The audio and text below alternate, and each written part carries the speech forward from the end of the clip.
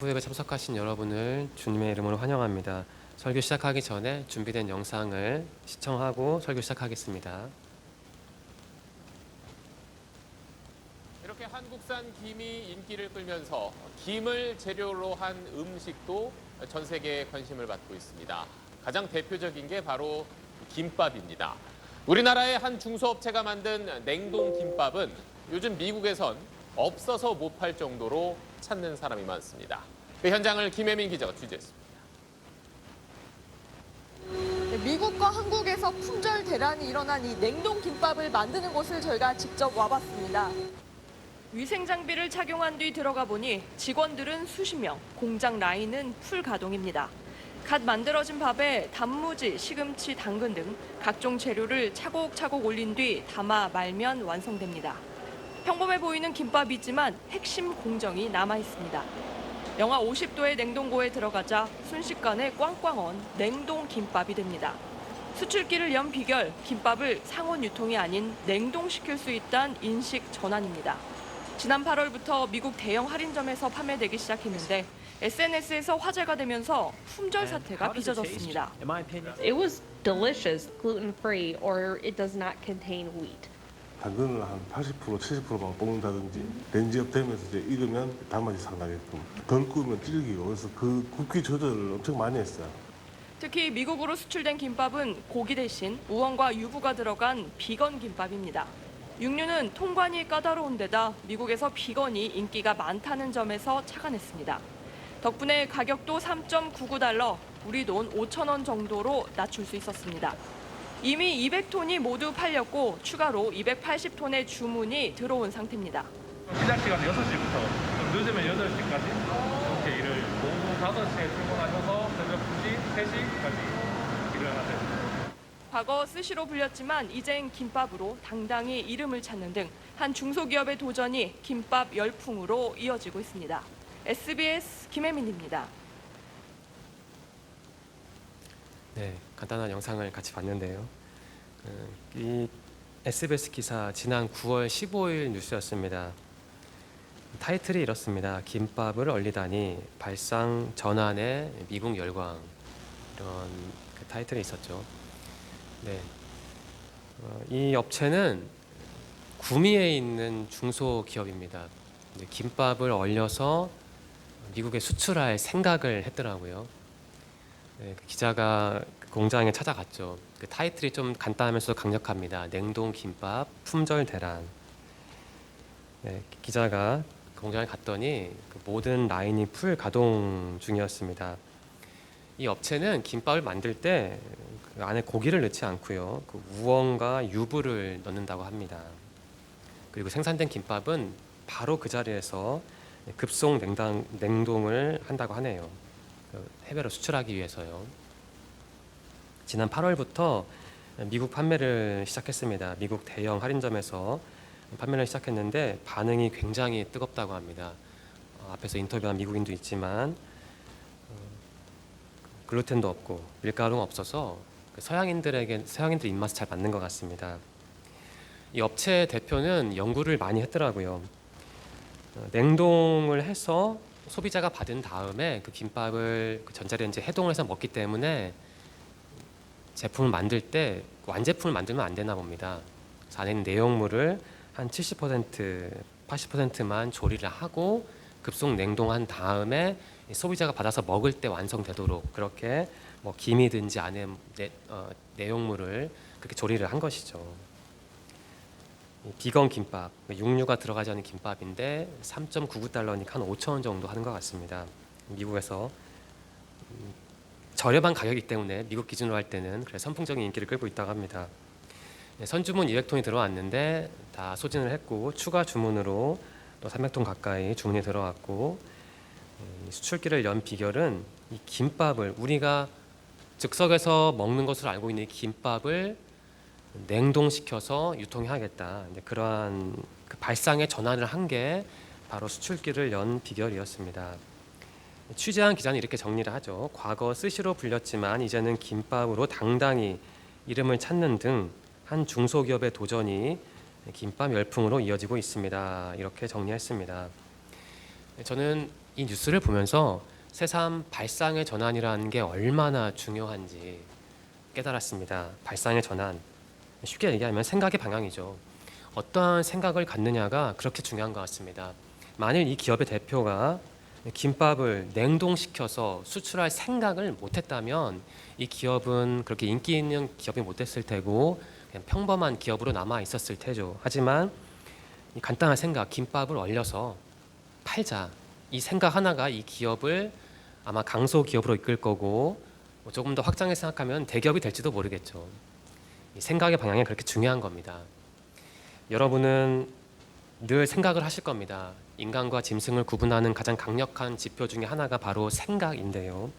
오늘 어떠한 생각을 하십니까? 앞으로 어떠한 생각을 하실 겁니까? 네, 아이디어, 이 생각이 중요합니다. 우리 신앙인도 똑같이 생각을 하죠. 사람이기 때문에. 신앙인으로 해서 특별히 다른 것은 아닙니다. 저는 이 신앙인의 위치와 우리가 생각하는 존재라는 그 사실을 연관시켜 보았습니다. 저는 이렇게 생각합니다. 이 생각의 방향과 신앙의 방향이 겹칠 때가 있습니다. 어떠한 생각을 하느냐가 우리의 신앙의 구조와 모습과 냄새와 색깔을 정할 수도 있습니다. 생각의 방향과 신앙의 방향이 밀접하다는 점을 하나님께서 우리에게 주신 말씀을 통해 구체적으로 살펴보겠습니다. 오늘 우리는 창세기 말씀과 요나서 말씀 그리고 사도행전 말씀을 함께 나누고자 합니다.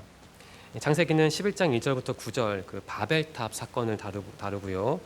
요나서는 전체적으로 다루겠습니다. 그리고 사도행전은 16장 6절에서 10절인데 사도 바울이 2차 전도 여행 중에 겪은 일을 다루고자 합니다. 미리 말씀드리면 이 창세기 바벨탑 사건은 생각의 방향이 신앙과는 정반대로 나아간 모습을 보여주고요. 요나서는 조금 중립적입니다. 뒤에서 설명드리겠습니다. 그리고 사도행전 16장 6절부터 10절은 생각의 방향이 신앙의 방향과 일치한 모습을 보여주죠. 먼저 창세기부터 살펴보겠습니다. 먼저 시나이 평야라는 곳을 한번 살펴볼까요? 네, 오른쪽 페르시아만이 있는데요. 4시 방향이죠. 그쪽 바로 위쪽에 북서쪽에 있는 곳이 오늘날 이라크, 쿠웨이트 그쪽입니다. 그게 바로 시나이 평야입니다. 이 시나이 평야를 배경으로 한 창세기 11장을 제가 읽겠습니다. 땅 위의 모든 사람들이 한 가지 언어를 쓰고 있었습니다. 사람들이 동쪽으로 옮겨가며 시나이 땅에서 평야를 발견하고 그곳에서 살았습니다. 그들이 서로 말했습니다. 벽돌을 만들어 단단히 굽자. 그러면서 그들은 돌 대신에 벽돌을 쓰고 흙 대신에 역청을 썼습니다. 그들이 또 서로 말했습니다. 자, 우리의 성을 세우자. 그리고 꼭대기가 하늘까지 닿는 탑을 쌓자. 그래서 우리 이름을 널리 알리고 온 땅에 흩어지지 않도록 하자. 하나님께서 사람을 창조하신 다음에 시간이 흘렀습니다. 무리를 이룬 사람들은 결정을 했죠. 동쪽으로 가자. 오늘날 이라크 부분입니다. 이 동쪽으로 가서 벽돌을 만들어 단단히 굽자. 흙 대신 벽돌을 쓰고 역청을 쓰자 이런 말을 하면서 우리의 성을 세우자. 꼭대기가 하늘까지 닿는 바벨탑이죠. 바벨탑을 쌓자 이러한 결정을 합니다. 그 다음입니다. 여호와께서 사람들이 쌓고 있는 성과 탑을 보려고 내려오셨습니다. 여호와께서 말씀하셨습니다. 이 사람들은 한 백성이고 그들의 언어도 다 똑같다. 그래서 이런 일을 시작하였는데 이 일은 그들이 하려고만 하는 일의 시작에 불과하다. 그들은 하려고만 하면 어떤 일이든지 할 수 있을 것이다. 그러니 내려가서 그들의 언어를 뒤섞어 놓자. 그리하여 그들이 자기들끼리 하는 말을 전혀 알아듣지 못하게 하자. 이런 기록입니다. 하나님께서 그 바벨탑을 쌓는 사람들을 보신 거죠. 그리고 결정하신 겁니다. 이 사람들을 가만히 놔두면 이 일을 충분히 할 수 있고 얼마든지 자신들이 기획한 일을 실행에 옮길 수 있을 것이다. 그러니 이 시점에서 이들을 다 흩어버리자라고 결정하신 겁니다. 그 다음입니다. 그래서 여호와께서는 그들을 온 땅 위에 흩어놓으셨습니다. 그들은 성 쌓는 일을 그만두었습니다. 여호와께서 온 땅의 언어를 그곳에서 뒤섞어 놓으셨으므로 그곳의 이름은 바벨이 되었습니다. 또한 거기에 있던 모든 사람들을 온 땅 위에 흩어놓으셨습니다. 라는 기록입니다. 우리가 어릴 때부터 많이 들었던 바벨탑 이야기죠. 어떤 의미가 있을까요? 1절 말씀에 이 동쪽으로라는 표현이 있습니다. 성경에서 동쪽은 죄의 방향입니다. 다르게 표현하면 하나님의 반대편이죠. 이것을 보여주는 예가 있습니다. 아담은 죄를 지은 다음에 에덴 동산에서 쫓겨났습니다. 에덴 동편으로 쫓겨났습니다. 그래서 하나님께서 에덴 동편에 장치를 마련해 주셨죠. 사람들이 생명나무를 건들지 못하도록. 또 다른 예가 있습니다. 바로 가인인데요. 자기 동생을 쳐 죽인 다음에 동쪽으로 도주해서 살았죠. 아브라함의 조카인 롯도 동쪽으로 왔죠. 아브라함과 이제 갈라지기 전에 어느 쪽으로 가야 할지 서로 결정하지 않았습니까? 롯이 먼저 결정을 했는데 요단강 기준으로 동편으로 가기로 했죠. 소돔과 고모라 땅이었습니다. 이처럼 동쪽은 그 죄의 방향을 의미합니다. 이 4절 말씀에 하늘까지 닿는 탑이라는 표현이 있습니다. 우리가 다 이해하는 바와 똑같습니다. 하늘까지 닿는 탑을 쌓자라는 것은 그냥 하나님 없이 살자. 하나님은 필요 없다. 우리의 욕망과 생각대로 살자라는 뜻입니다. 바로 이것을 보여주는 게 이런 표현입니다. 우리의 성, 우리의 이름. 바벨탑을 쌓기로 결정한 사람들은 하나님을 제쳐두고 그러니까 우리 자신의 계획과 우리 자신의 욕망을 채우기로 결정한 그 무리를 의미합니다. 어찌 보면 우리의 모습입니다. 하나님께서는 그러한 사람들을 보시고 내려오셨죠. 여기서 이 내려오셨습니다라는 표현이 굉장히 중요합니다. 바벨탑을 쌓은 사람들은 생각을 했을 겁니다. 하나님 없이 살 수 있다. 그래서 탑을 쌓았죠. 올리고 할 수 있는 한 최대한 높이 쌓으려고 노력을 했습니다. 하지만 하나님은 내려오셨죠. 인간의 착각을 보여줍니다. 아무리 탑을 쌓은들, 아무리 생각을 쌓은들 하나님을 넘어설 수는 없는데 사람들은 이 착각을 한 것이죠. 하나님은 그 자리로 내려오신 겁니다. 그 사람들이 아무리 노력을 해도 어떠한 계획을 가지고 생각을 가지고 탑을 쌓아도 결국 하나님 밑에 있던 한계를 가진 사람들이었을 뿐입니다. 또 하나님께서 이러한 말씀하셨죠. 6절 말씀에 그들은 하려고만 하면, 이것은 사실을 의미합니다. 타락한 사람들, 바벨탑을 쌓기로 작정한 사람들은 그냥 놔두면 정말 어떤 일이든 할 수 있죠. 그 사실을 의미합니다. 인간의 타락한 능력을 보여주는, 묘사하는 표현입니다. 하지만 그들은 하려고만 하면이라는 하나님의 말씀은 또한 냉소적인 요소도 담고 있습니다. 하나님 입장에서 볼 때 인간들은 너무 하찮죠. 약하죠. 하나님께서는 바벨탑을 쌓는 사람들을 보면서 너희들이 얼만큼 하겠어 라고 말씀하신 거죠. 이 부분은 그 사실과 냉소를 동시에 보여주고 있습니다. 결국 하나님은 그 사람들을 흩어 놓으셨죠.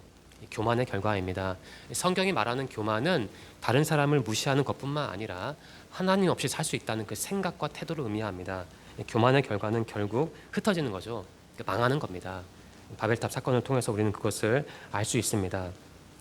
하나님과 생각이 다르다면, 하나님과 정반대편으로 달려간다면 어떠한 결과를 맞이하는지 이 바벨탑 사건은 정확하게 보여주고 있습니다. 한번 생각해 봅시다. 당시 바벨탑을 쌓은 사람들은 하나님의 반대편으로 갔죠. 동쪽으로 갔습니다. 그 사람들을 우리의 모습에 대입하겠습니다. 여러분과 저의 동쪽은 어디입니까? 우리가 하나님 없이 살 때는 언제입니까? 우리만의 동쪽이 있거든요.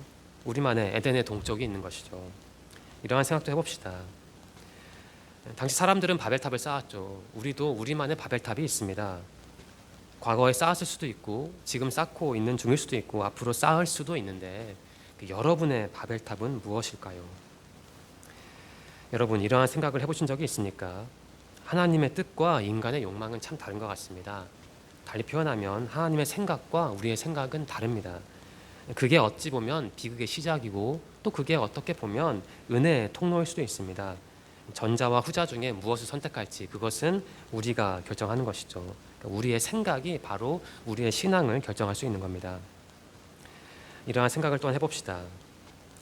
하나님의 사람인 여러분과 저에게 가장 중요한 게 뭘까요? 우리의 생각을 끝까지 관철시키는 걸까요? 우리의 계획을 하나님께 늘어놓고 그 계획을 들어달라고 하나님을 설득하는 걸까요? 아니면 하나님의 말씀을 듣고 하나님의 생각을 받아들여서 우리의 인생을 기획하는 걸까요? 생각해 봅시다. 바벨탑을 쌓은 사람들은 이러한 생각을 했던 겁니다. 탑을 쌓자, 하나님께 가자, 하나님을 향한 찬양을 하자, 하나님의 말씀을 연구하자, 이러한 생각을 한 게 아니고 탑을 쌓자, 위로 올라가자. 우리의 생각과 욕망을 최대치로 증폭시키자. 이러한 생각을 했던 겁니다. 이 사람들의 생각이 혹 우리의 생각은 아닙니까? 바벨탑을 쌓은 사람들의 모습이 우리의 모습과 혹 겹쳐 보이지 않습니까? 네, 두 번째는 요나서 말씀입니다. 니느웨라는 곳을 볼까요? 아주 구체적으로 특정하면 좋은데 그렇긴 쉽지 않습니다. 니느웨는 오늘날 이라크 땅인데요. 지도상의 중간 부분에 있습니다. 오늘날 모술 지역인 것 같고 아무튼 이라크 땅입니다. 네, 이러한 기록이 있죠. 요나서 1장 1절부터 3절인데요. 제가 읽겠습니다. 여호와께서 아mit대의 아들 요나에게 말씀하셨습니다. 일어나 저 큰 성 니느웨로 가서 그 성을 향해 외쳐라. 그들의 죄가 내 앞에까지 이르렀다. 그러나 요나는 여호와를 피해 다시스로 도망쳤습니다. 그는 요빠 성으로 내려가 마침 다시스로 떠나는 배를 발견하고 뱃삭을 낸 뒤 다른 사람들과 함께 배에 올라탔습니다. 뒤에서 설명할 텐데요. 요나는 니느웨로 가는 걸 싫어했습니다. 하나님께서는 요나를 니느웨, 오늘날 이라크로 보내셔서 니느웨 사람들이 회개하도록 요청할 생각이었습니다. 하지만 요나는 그것을 거절했습니다. 왜냐하면 니느웨 사람들은 요나의 조국을 괴롭혔던 사람들이었기 때문입니다. 그래서 요나는 하나님의 명령을 어기고 니느웨 반대편인 다시스로 갔습니다. 그래서 다 알다시피 물고기 뱃속으로 들어가는 그 회개의 순간을 겪었죠. 이런 기록입니다. 요나는 물고기 뱃속에 있으면서 그의 하나님 여호와께 기도했습니다. 나는 주께 감사하고 찬양하며 제물을 바칩니다. 주께 맹세한 것은 무엇이든 지키겠습니다. 구원은 여호와께 있습니다. 이러한 고백을 하죠. 이 구원이 과연 진실된 고백이었는지 아니면 너무 힘들어서 어쩔 수 없이 살기 위해 드린 고백이었는지 저는 의문을 품지 않을 수가 없습니다. 뒤에 요나의 모습을 보면 그러한 의문이 정당하다는 것을 알 수 있습니다. 어쨌든 요나는 이 기도를 드린 다음에 하나님의 구원을 받았고 물고기 뱃속에서 나왔습니다. 그래서 하나님께서 요나에게도 이렇게 말씀하신 거죠. 여호와께서 또다시 요나에게 말씀하셨습니다. 일어나 저 큰 성 니느웨로 가거라. 그곳에서 내가 너에게 전하는 말을 외쳐라. 요나는 여호와께 복종하여 일어나 니느웨로 갔습니다. 니느웨는 둘러보는 데만 3일이나 걸리는 매우 큰 성이었습니다. 요나는 하루 종일 걸어다니면서 40일이 지나면 니느웨는 멸망한다라고 백성에게 외쳤습니다. 하나님께서 요나에게 다시 기회를 주신 거죠. 그래서 요나는 니느웨 성으로 가서 그 니느웨 사람들에게 외쳤습니다. 40일이 지나면 당신들 망합니다 라고 외쳤죠. 요나의 기대와는 다르게 니느웨 사람들은 회개를 했고 요나는 정말 화가 났습니다. 그래서 하나님께 이렇게 불평하죠. 요나는 하나님께서 그 성을 멸망시키지 않으신 것에 대해 매우 못마땅히 여기며 화를 냈습니다. 여호와여 제발 나를 죽여주십시오. 내게는 사는 것보다 죽는 것이 더 낫습니다. 그러자 여호와께서 내가 그렇게 화를 내는 것이 과연 옳으냐? 라고 말씀하셨습니다. 네, 앞에서 말씀드린 것처럼 니느웨는 요나의 조국을 괴롭히는 사람들이었죠. 그 아시리아라는 제국의 수도가 바로 니느웨였습니다. 아시리아, 이스라엘은 솔로몬 왕 이후에 북쪽과 남쪽으로 찢어졌는데요. 아시리아는 그 북쪽 나라를 멸망시킨 나라죠. 네, 아시리아는 요나의 조국에 고통을 준 국가였습니다. 그래서 요나는 아시리아 사람, 니느웨 사람들이 회개하는 걸 원치 않아서 니느웨로 가지 않고 다시스로 도망갔다가 하나님께 붙잡혀서 다시 니느웨로 갔죠. 다시스는 니느웨 반대편으로 약 4,000km 떨어진 곳입니다. 오늘날 스페인이라고 말하는 학자들이 있습니다. 참 흥미로운 부분이 있는데요. 요나서 앞에서 살펴본 요나서 3장 1절 4절 중에 마지막에 이러한 표현이 있습니다. 마지막에서 그 세 번째 줄이네요. 니느웨는 둘러보는 데만 3일이나 걸리는 매우 큰 성인데 요나는 3일이 아니고 하루 종일 걸어 다녔다고 합니다. 3일을 걸어 다녀야 하는데 이 3일과 하루라는 이 차이가 바로 하나님의 생각과 요나의 생각을 극명하게 보여줍니다. 하나님은 그 성이 크기 때문에 3일 동안 열심히 돌아다니면서 그 성 사람들이 회개하도록 요나에게 요청을 하신 거죠. 그런데 요나는 그 하나님의 생각을 파악하지 못한 채 그 사람들이 싫으니까 그냥 하루 동안 아마 건성건성 돌아다니면서 회개를 외쳤던 겁니다. 진심으로 외친 게 아니겠죠. 그냥 망하기를 바라는 마음으로 입으로만 전달했던 것이죠. 하나님의 생각과 요나의 생각이 이처럼 다르다는 것을 보여주는 대목입니다. 이러한 고민을 해봅시다. 요나에게 니느웨 사람들은 원수였습니다. 우리의 모습이 요나의 모습이 아닐까 합니다. 우리 모두에게도 좀 껄끄러운 사람이 있죠. 여러분에게, 저에게 껄끄러운 사람은 누구입니까? 또 이러한 고민도 해봅시다. 하나님이 니느웨 사람들을 사랑하셨듯이, 그러니까 요나가 싫어했던 니느웨 사람들마저 하나님이 사랑하셨듯이, 어쩌면 하나님은 우리가 싫어하는 사람들도 사랑하실지도 모릅니다. 그들이 복음을 받아들여서 만일 복음을 모른다면 회개하는 걸 바라실 테죠. 여러분, 요나는 니느웨 사람들이 너무 싫어서 니느웨 반대편인 다시스로 도망쳤습니다. 요나의 모습이 우리의 모습입니다. 그렇다면 우리의 다시스는 어디입니까? 무엇입니까? 요나서는 좀 특이합니다. 요나가 정말 회개를 했는지, 하나님의 생각으로 자신의 생각을 가득 채웠는지 그것은 확실히 모르겠습니다. 요나서의 마지막 부분을 읽어보시면 압니다. 요나가 정말 제대로 된 선지자였는지 아닌지는 확인하기는 어렵습니다. 다만 우리가 생각해 볼 수 있는 것은 이 마음의 방향성이 몸의 방향성보다 중요하다는 겁니다. 요나는 하나님의 말씀을 따라서 그 몸은 확실히 니느웨로 갔죠. 입으로 회개를 외쳤습니다. 하지만 니느웨 사람들이 회개를 하자 화가 나서 하나님께 항의를 했고, 그렇게 요나서는 끝납니다. 요나가 자신의 마음을 바꿨는지 안 바꿨는지는 아무도 모릅니다. 하나님 외에는요.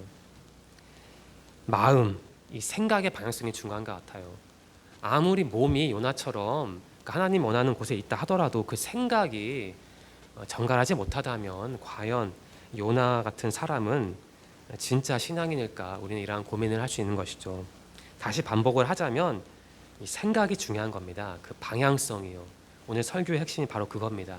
이 방향성, 이 몸의 방향성보다 이 생각의 방향성, 내면의 방향성이 더 중요할 수도 있다라는 문제의식을 저는 여러분과 공유하는 겁니다. 요나서를 바탕으로요. 요나는 이러한 생각을 했습니다. 니느웨가 아니라 다시스로 가자. 니느웨 놈들은 죽어 마땅하다. 이러한 생각을 했고, 아마 그 생각을 끝까지 고치지 않았던 것 같아요. 그래서 하나님께서 니느웨에게 복을 주시자, 그러니까 니느웨 사람들을 멸망시키지 않으시자 그 화를 낸 것이죠. 그래서 이런 생각을 한 것이죠. 요나는 하나님 이러시면 안 되죠 라는 생각을 했던 겁니다. 만일 요나가, 결과론적인 말씀이지만 만일 요나가 자신의 생각을 고쳤다면 그 삶이 고통스러웠지는 않았을 겁니다. 만일 요나가 자신의 생각을 다는 못 비우더라도 최대한 비우고 하나님의 생각으로 자신의 생각을 대체했다면 이렇게 고통스럽게 살지는 않았을 거고, 요나서의 결말도 이렇게 유보적이지는 않았을 거예요. 확실했겠죠. 이 생각 하나가, 눈에 보이지도 않는 이 생각 한 조각이 우리 신앙인들에게 얼마나 중요한지 우리는 요나서를 통해서 다시 한번 깨달을 수 있고 깨달아야 합니다. 네, 마지막으로 사도행전 말씀입니다. 이 드로아라는 지역에서 오늘날 튀르키예에 있는 항구 도시인데요, 바울이 겪은 사건을 보여주고 있죠. 2차 전도 여행 중에 드로아에서 바울이 겪은 일입니다. 드로아 바로 이쪽인데요, 중간에 빨간 표시를 해놨죠. 오늘날 터키입니다. 오늘날도 있습니다. 트로아스라고 하죠. 이러한 풍경이네요. 제가 개인적으로 꼭 가보고 싶은 곳이 드로아입니다. 네, 이 드로아에서 바울이 겪은 일은 이렇게 표현할 수 있습니다. 아시아가 아닌 마케도니아, 튀르키예를 넘어 유럽으로. 네, 관련 말씀은 제가 읽겠습니다. 그들이, 바울과 그 일행이죠, 그들이 아시아 지방, 터키 지방이죠, 아시아 지방에서 복음 전하는 것을 성령께서 막으셨기 때문에 바울과 그 일행은 부르기아와 갈라디아 지방을 두루 다녔습니다. 아시아도 오늘날 튀르키예고요, 부르디아 갈라디아도 튀르키예입니다. 어쨌든 바울은 그 튀르키예에 있는 어떤 지역에서 복음을 전하려고 했는데 성령께서 막으셨어요. 그래서 어쩔 수 없이 터키에 있는 다른 지방 부르기아와 갈라디아 지방으로 갔습니다. 복음 전하러요. 그런데 하나님께서 또 그들을 다른 곳으로 인도하셨죠. 그들은 무시아 지방 가까이 이르러 비두니아, 그러니까 북쪽으로 가려고 했습니다. 그러나 예수님의 영이 허락하지를 않았습니다. 그래서 그들은 무시아를 지나서 드로아로 내려갔습니다. 이러한 기록이 있습니다. 하나님의 인도하심인 거죠. 그곳에서 바울은 이러한 환상을 보게 됩니다. 바울은 밤에 어떤 마케도니아 사람이 바울 앞에 서서 마케도니아로 건너와서 우리를 도와주십시오라고 애원하는 환상을 보게 되죠. 그리고 결정을 합니다. 바울이 그 환상을 본 뒤에 우리는 하나님께서 우리를 부르셔서 마케도니아 사람들에게 복음을 전하게 하셨다고는 확신하고 즉시 마케도니아로 떠날 준비를 했습니다라는 기록이 있습니다. 바울은 애초에 마케도니아, 오늘날 유럽 지방은 선교지로 생각을 하지 않았던 것 같습니다. 튀르키예도 상당히 거대한 지역이기 때문에 그 지역에서 자신의 사역을 완성시키고 싶어 했나 봐요. 그게 바로 바울의 계획, 생각이었습니다. 그런데 하나님께서는 그 바울의 생각을 꺾으시고 그를 그 바다 건너 마케도니아로 인도하셨죠. 어찌 보면 바울은 좌절했을지도 모릅니다. 당시에 지금처럼 풍부한 어떤 교통수단이 있었던 것도 아니고 아마 철저하게 바울 성격에 철저하게 그 동선을 설계를 해서 튀르키예에서 이곳 복음을 전하겠다는 생각했을 텐데 하나님께서 그 생각을 좌절시키시니까 얼마나 힘들었겠어요. 하지만 바울은 좌절하기보다는 결국 하나님의 생각으로 자신의 생각을 대체했던 겁니다. 그 결과 자신의 생각을 넘어선 더 크신 하나님을 만난 것이죠. 그러니까 요나의 모습과 바울의 모습이 어찌 보면 대립하고 있고 앞에서 살펴본 그 바벨탑을 쌓았던 사람들의 모습과 바울의 모습이 극명하게 대립되어 있습니다. 그걸 한번 고민해 보겠습니다. 여러분, 나의 계획과 하나님의 계획이 일치하지 않을 때가 분명히 있습니다. 여러분이 여러분의 가령 인생을 두고 생각하는 바가 있을 겁니다. 졸업 후에는 어떤 일을 해야 하지, 내가 어떤 회사에 취직하면 되겠다. 하지만 나의 생각이 다 이루어지지 않죠. 왜냐하면 우리를 향한 하나님의 계획이 분명히 있기 때문입니다. 네, 하나님의 뜻과 내 생각은 다를 때가 참 많습니다. 그것을 받아들여야만 좀 편해지는 것 같아요. 그리고 하나님의 생각이 내 생각보다 먼저 우선적이다 라는 것을 받아들여야만 내가 조금 더 편하게 표현을 하자면 편하게 살 수 있는 것 같습니다. 바울은 자신의 계획이 좌절됐을 때 잠깐 실망은 했겠지만 결국 하나님의 계획을 받아들여서 하나님의 생각을 받아들여서 마케도니아로 건너갔습니다. 여러분, 우리의 모습은 어떻습니까? 여러분의 생각이 계획이 좌절될 때 여러분은 어떻게 반응합니까? 저는 생산적으로 신앙적으로 반응하지는 못했습니다. 청년 시절에요. 하지만 여러분은 바울처럼 한번 반응해 보시기 바랍니다. 요나가 아니라 바울처럼요. 바울처럼 여러분의 생각을 하나님의 생각에 맞춰 가시기 바랍니다. 바울은 자신의 생각을 꺾은 덕분에 더 위대한 신앙인이 될 수 있었습니다. 좌절을 겪은 덕분에 자신의 계획이 사라진 덕분에 더 큰 하나님을 만난 것이죠. 여러분이 청년으로서 살면서 자신의 계획이 좌절될 때, 자신의 뜻이 꺾일 때 물론 실망하고 짜증나고 답답할 수도 있습니다. 하지만 그것보다는 이 계획이 내 생각이 꺾임으로써 내가 더 큰 하나님을 만날 수 있고 내 신앙이 깊어질 수 있다라고 생각을 한다면 그게 바로 성숙한 신앙의 그 통로가 될 것이라고 저는 확신합니다. 근데 바울은 이러한 생각을 했습니다. 가자 마케도니아로, 달리 말하면 그래 내 생각을 꺾어서 하나님이 인도하시는 그곳으로 넘어가자라고 마음을 먹었던 겁니다. 요나와는 완전히 다른 모습을 보여주죠. 네, 이 발상의 전환, 이 생각의 방향이 우리 신앙인에게 얼마나 필요하고 중요한지 오늘 우리는 살펴보았습니다. 생각의 방향은 신앙의 방향을 결정할 수도 있습니다. 항상 그렇지는 않겠지만요. 생각의 방향과 신앙의 방향이 밀접하다는 것을 오늘 우리는 창세기와 요나서와 사도행전 말씀을 통해 살펴보았습니다. 세 가지 질문을 드리겠습니다. 마음에 간직하셨다가 이번 주 나름대로 한번 대답해 보시기 바랍니다. 첫 번째 질문입니다. 때로 여러분과 저는 하나님을 외면한 채 바벨탑을 쌓을 때가 있습니다. 우리의 생각을 고수할 때가 있죠. 우리의 생각을 쌓고 또 쌓을 때가 분명히 있습니다. 그 생각은 하나님과 우리를 분리시키죠. 여러분, 하나님과 우리를 분리시키는 그 바벨탑, 우리의 반신앙적인 혹은 비신앙적인 생각은 무엇일까요? 두 번째 질문입니다. 하나님이 원하시는 것은 물론 증오는 아니고 용서겠죠. 그렇다면 여러분의 마음, 그 생각이 지향하는 바는 증오입니까? 용서입니까? 저는 이게 가장 어렵습니다. 나에게 잘못한 사람을 용서하는 게 정말 어렵습니다. 그게 제 신앙의 과제 같습니다. 그래서 저는 요나서 말씀을 요나서 기록을 어떤 기록보다 더 깊이 묵상합니다. 아무튼 여러분의 생각이 지향하는 바는, 여러분의 생각이 향하는 곳은 증오입니까? 용서입니까? 세 번째 질문입니다. 하나님의 뜻과 나의 계획, 즉 하나님의 생각과 나의 생각이 다를 때가 분명히 있죠. 참 많습니다. 그렇다면 여러분은 하나님의 생각 앞에 여러분의 생각을 내려놓을 수 있습니까? 여러분의 생각을 포기할 수 있습니까? 바울처럼 살 수 있습니까? 이게 바로 여러분에게 드리는 질문입니다. 메시지를 추출해 볼까요? 첫 번째입니다. 오늘 우리에게 주신 말씀을 통해서 저는 과연 성숙한 신앙인은 뭐 하는 사람일까? 라는 질문을 제 자신에게 던졌습니다. 저는 이렇게 생각합니다. 성숙한 신앙인은 누구일까? 매일매일 바벨탑을 무너뜨리는 사람이 성숙한 신앙인이죠. 바벨탑. 그러니까 하나님과 나를 분리시키는, 나를 하나님에게서 멀어지게 만드는 그 생각을 매일매일 제거하는 사람이 바로 성숙한 신앙인 아니겠어요? 두 번째입니다. 성숙한 신앙인 누구일까? 저는 이렇게 생각합니다. 바로 오늘 용서를 실천하는 사람이 성숙한 신앙인 아니겠어요? 그렇다면 저는 아직은 성숙한 신앙인이 아닌 것이죠. 증오에 빠지는 건 쉽지만 용서를 하는 건 정말 어렵습니다. 용서는 내가 용서를 하느냐 마느냐는 그저 선택의 문제가 아니고 내가 어떠한 수준의 신앙이냐를 보여주는 척도일지도 몰라요.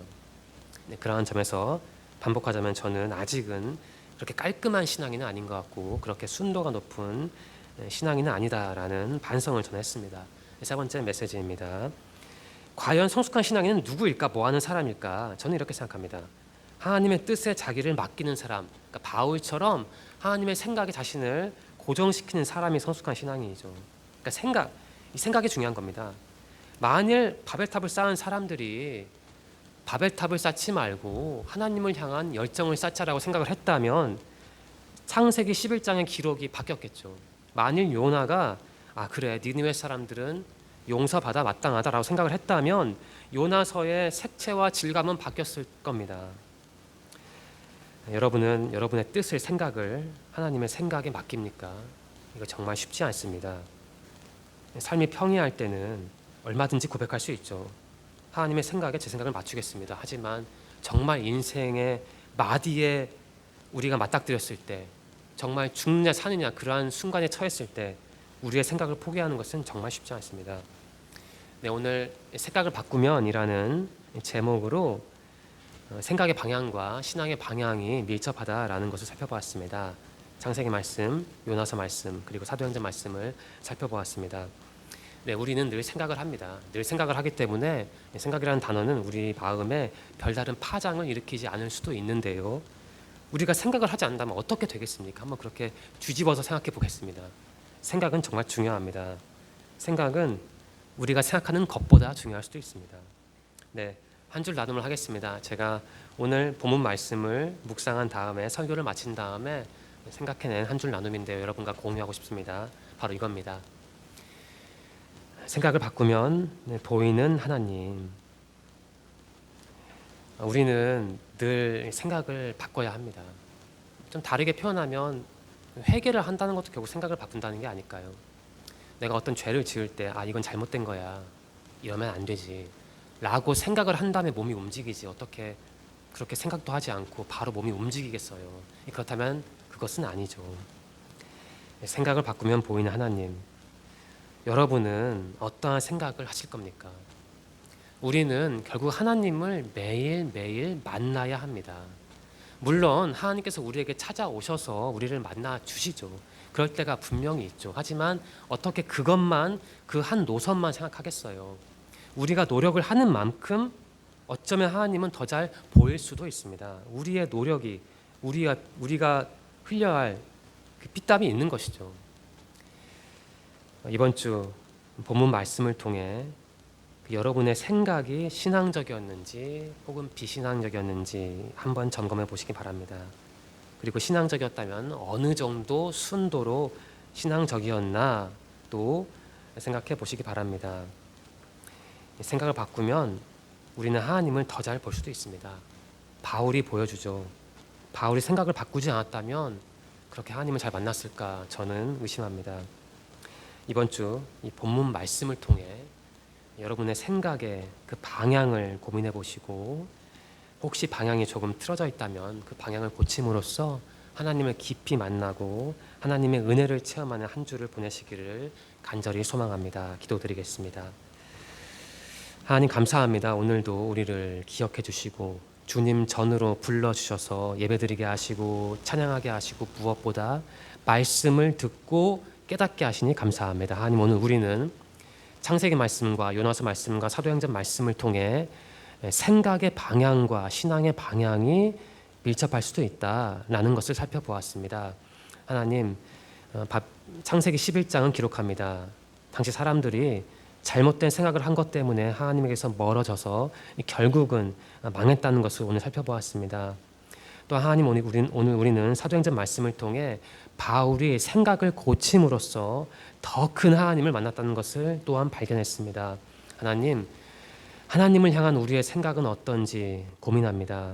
우리 청년들이 청년으로서 많은 계획과 생각을 가지고 살아갈 텐데 오늘 우리에게 주신 하나님의 말씀을 기초 삼아 자신들의 생각을 점검하고 혹시 하나님 보시기에 비신앙적인 생각이 있다면 오늘 말씀을 통해 그것을 교정함으로써 하나님께 한 발짝 더 나아갈 수 있도록 인도하여 주옵소서. 지난주도 지켜주신 주님 감사합니다. 새로운 한 주가 우리를 기다립니다. 날씨가 추워지는데 이번 주에도 우리의 몸과 마음과 영혼의 건강을 지켜주시고 다음 주에도 이 자리에서 다 같이 모여서 주님께 영광 예배를 드릴 수 있도록 인도하여 주옵소서. 함께 하실 것을 믿으며 예수님의 이름으로 감사하며 기도드립니다. 아멘.